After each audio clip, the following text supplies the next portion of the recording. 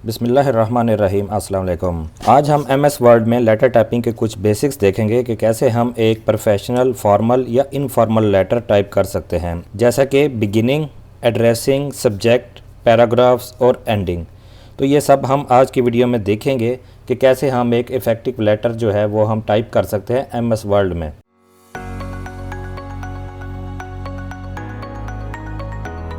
सबसे पहले हमने एक ब्लैंक पेज ओपन कर लेना है MS वर्ड के ऊपर।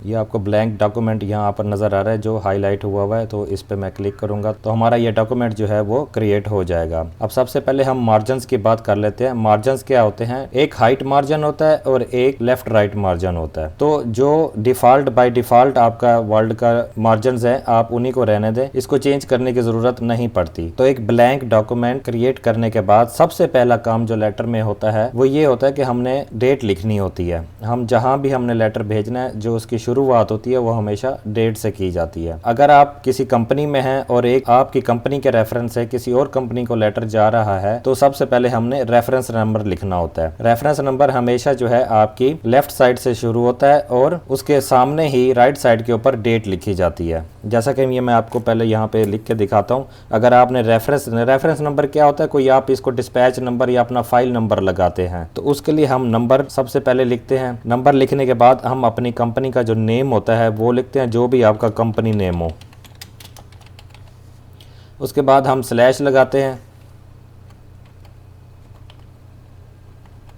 स्लैश लगाने के बाद जिस फाइल से ये डॉक्यूमेंट भेजा जा रहा है, जो स्पेसिफिक जिस नेम से वो मतलब जो भी डिपार्टमेंट है, जैसे आप फर्ज करें कि परचेज़ के हवाले से ये मैं लेटर भेज रहा हूँ, तो मैं यहाँ पे परचेज़ लिखूंगा क्योंकि ये मेरा जो डॉक्यूमेंट है वो परचेज़ की फाइल में लगेगा। फिर आपने स्लैश देना और लास्ट में आपने डिस्पैच नंबर आपका जो भी चल रहा होता है वो आपने एक स्पेशल नंबर देना होता है। रेफरेंस नंबर लिखने के बाद हमने टैब की यूज़ करनी है और कर्सर को हमने यहाँ तक लेके आना है और इधर हमने लिखनी है डेट। उसके बाद हमने कॉलन लगाने हैं। कॉलन लगाने के बाद एक स्पेस देके जो आज की करंट डेट है वो हमने यहाँ पे पुट करनी है। ठीक है, ये हमारा जो स्टार्टिंग है वो यहाँ से शुरू हो जाती है। अगर आप किसी कंपनी में नहीं हैं, आप पर्सनली किसी को लेटर लिख रहे हैं, तो आपको ये रेफरेंस नंबर लिखने की ज़रूरत नहीं है। आप जस्ट जो है वो डेट ही लिखेंगे। इसको मैं दोबारा टैब की हिट करता हूँ और मैं इसको अपनी राइट साइड पर ले आता हूँ। ठीक है, उसके बाद कर्सर आपने इसके एंड पे रखना है जहाँ पे डेट खत्म हो रही है और आपने इंटर प्रेस करना है। एक स्पेस और देनी है। उसके बाद आप जिसको लेटर लिख रहे हैं आपने उसका कंप्लीट नेम लिखना है। जैसे फर्ज करें कि मैं सुई गैस का जो डिपार्टमेंट है उसको एक कंप्लेन लिखना चाह रहा हूँ गैस लीकेज के हवाले से, तो मैं वहाँ के मैनेजर को एड्रेस करूँगा।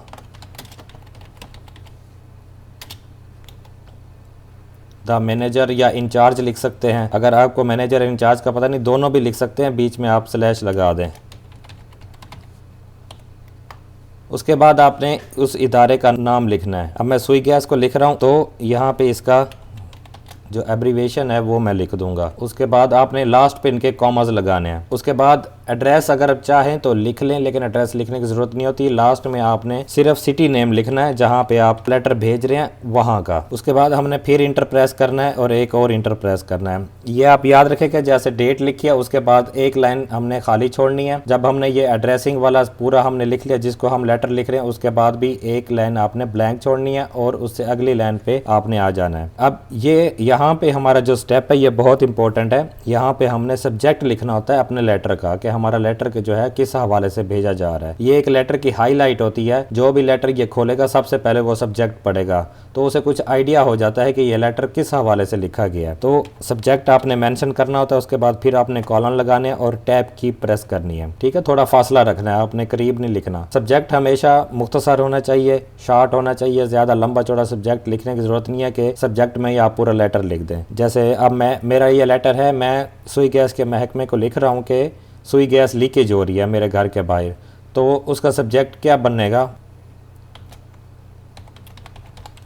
Complain about leakage of gas. बस इसकी फॉर्मेटिंग हम लास्ट में देखेंगे, पहले हम इसको सारा टाइप कर लेते हैं। उसके बाद फिर मैं एक लाइन जो है वो ब्लैंक छोड़ूंगा और नेक्स्ट लाइन पे जाऊंगा। अब यहाँ पे हमने जो ऊपर नाम लिखा है, अगर तो आपको इस मैनेजर या इंचार्ज का नाम पता है आप वो भी लिख सकते हैं और उसके नीचे आप उसका डेजिग्नेशन लिखेंगे। अगर नाम नहीं पता, किसी इदारे को डायरेक्ट भेज रहे हैं, तो मैनेजर और इंचार्ज आप एड्रेस कर सकते हैं। अब लेटर शुरू करने से पहले आपने एक बार फिर उसको एड्रेस करना है जिसको आपने लेटर लिखना है। तो उसका सिंपल सा तरीका है, आप उसको डेयर सर लिख सकते हैं। अगर वो कोई खातून है, लेडी हैं, तो आप डेयर मैडम लिख सकते हैं। ये सबसे आसान तरीका है कि लेटर शुरू करने से पहले किसी को एड्रेस करने का। उसके बाद फिर आपने एक स्पेस देनी है, एक लाइन ब्लैंक छोड़नी है और फिर स्पेस देनी है आपने। उसके बाद हम पूरी अपनी ये बॉडी लिखेंगे कि हमारे जो भी आप लिखना चाहते हैं, उसको कंप्लेन करना चाहते हैं, वो सारा आपने लिख देना है। अब इसमें बॉडी लिखने के, जो हमारा लेटर बॉडी है, वो लिखने के दो तरीके हैं। सबसे एक तरीका तो ये है कि आपने पैराग्राफिक लिखना है, मतलब पैराग्राफ्स में लिखना है, और एक ऐसे टाइप में लिखना है, मतलब जैसे हम ऐसे लिखते हैं। तो ऐसे के लिए जरूरी है कि आपने हर लाइन से पहले एक टैब की प्रेस करनी है। उसके बाद आपने यहां से स्टार्ट करना है, जो भी लिखना शुरू करना है। ये पूरी बॉडी बन जाएगी। बॉडी बनने के बाद जो लास्ट में हमने काम करना होता है, अगर तो आप अपने किसी सीनियर, किसी अफसर को लेटर लिख रहे हैं या अपने कंपनी के रेफरेंस से किसी को भी लेटर लिख रहे हैं, तो आपने yours sincerely, yours truly use करना है।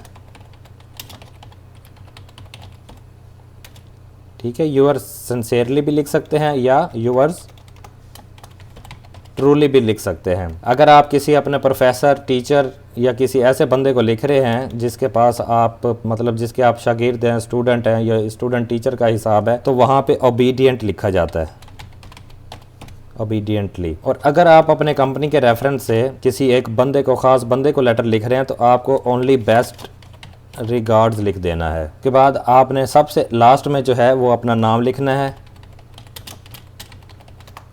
अपना डेजिग्नेशन आपने लिखना है। अगर आप किसी कंपनी को किसी जॉब के लिए लिख रहे हैं, तो आपने अपना डेजिग्नेशन लिखना है। अगर आप आउट ऑफ कंपनी पर्सनली किसी को लेटर लिख रहे हैं, तो फिर डेजिग्नेशन लिखने की कोई ज़रूरत नहीं है, आपने सिर्फ अपना कॉन्टैक्ट नंबर नीचे लिख देना है। दैट्स इट, ये हमारा लेटर है। अब मैं बीच में आपको बॉडी लिख के जो है ना, वो पहले मैं दिखा देता हूँ कि इसकी बॉडी जो है वो कैसे बनेगी।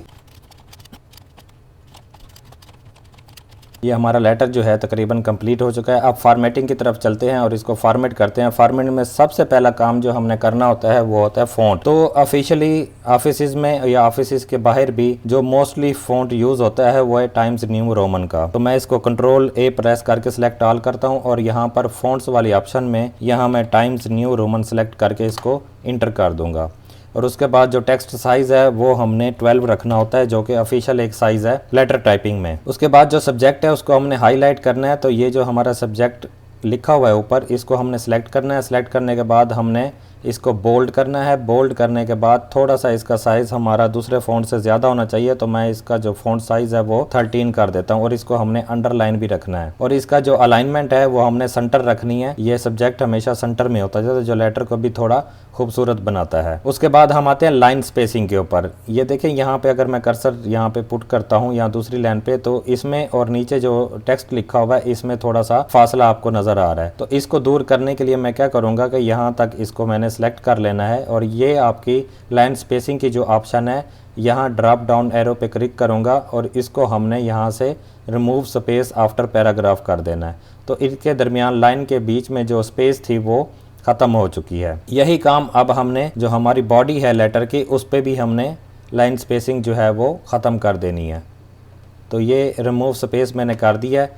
अब तीसरा काम जो है, हमारा जो बॉडी है लेटर की, उसको मैंने सारा सिलेक्ट कर लेना है। और सिलेक्ट करने के बाद इसकी जो अलाइनमेंट है इस टेक्स्ट की, उसको हमने जस्टिफाई कर देना है। Justify means line to line वो सारा अलाइन हो जाएगा। जैसा कि आप देख रहे हैं कि ये आप पहले लाइनें जो हैं आगे पीछे थी, अब बिल्कुल एक सही अलाइनमेंट में आपको दिखाई दे रही हैं। और इसकी भी जो लाइन स्पेसिंग है उसको मैं थोड़ा बढ़ाकर 1.5 पर रखता हूं, जो कि ऑफिस में ऑफिशियल ये लाइन स्पेसिंग मार्जिन है। ये हमारा लेटर जो ये है देखें अब तकरीबन तैयार हो चुका है। ये एक सिंपल सा एक लेटर हमने लिखा था, लेकिन उसके जो बुनियादी बेसिक्स जो रिक्वायरमेंट्स हैं वो मैंने आपको बता दिए हैं। तो इस तरीके से हम एक इफेक्टिव अपना जो लेटर है वो टाइप कर सकते हैं और उसकी फॉर्मेटिंग इस तरह से करके उसको एक बहुत ही ज़बरदस्त किस्म का लुक जो है हम दे सकते हैं, जो कि पढ़ने वाले को भी अच्छी लगती है। और ऐसी फॉर्मेटिंग से पढ़ने वाले पर एक पॉजिटिव इंप्रेशन भी बनता है, जो कि काफ़ी हेल्पफुल रहता है। आई होप कि आपको ये वीडियो पसंद आई होगी। मेरी वीडियो को लाइक जरूर कीजिएगा और इस किस्म की और भी वीडियोस के लिए मेरे चैनल को सब्सक्राइब करना मत भूलिएगा और साथ ही बेल आइकन को भी प्रेस कर दें। नेक्स्ट वीडियो तक के लिए अल्लाह हाफिज़।